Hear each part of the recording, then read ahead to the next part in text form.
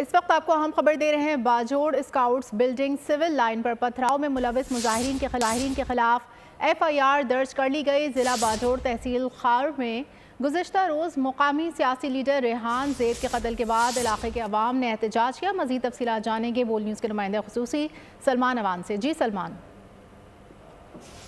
के अंदर पेश आया है जहां पर हमने देखा था कि रेहान ज़ैद को कत्ल किया गया था। बड़ा ही अफसोसनाक उनका कत्ल था और उसके बाद हमने फिर देखा कि मखसूस सियासी जमात के जो शरपसंद हैं उन्होंने अपने मजमून सियासी मकासद के उसूल के लिए अवाम को जमा करके इश्तिहार दिलाया और मुश्तिल अफराद ने Bajaur scouts building civil lines पर पथराव किया और सिविल कॉलोनी सदर का जो दरवाजा है उसका भी तोड़ने की कोशिश की। इस मौके पर मुश्तिल अफराद ने रियासत मुखालिफ नारे भी लगाए।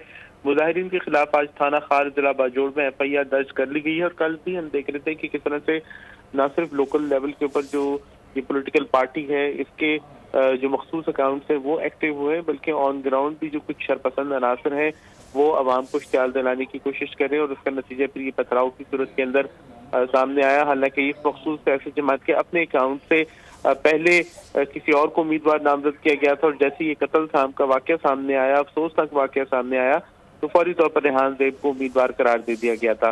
तो तमाम तर सूरत हाल जो है वो सामने है और सब लोग जानते हैं कि किस तरह से रेहान ज़ैद जो है वो मौजूदा उम्मीदवार के खिलाफ काम करते रहे हैं। तो ये अब एक बड़ी डेवलपमेंट है जो कि सामने आई है कि रियासत ने एक्शन लिया और ऐसे लोगों के खिलाफ FIR दर्ज कर ली गई है। ठीक है, बहुत शुक्रिया सलमान अवान।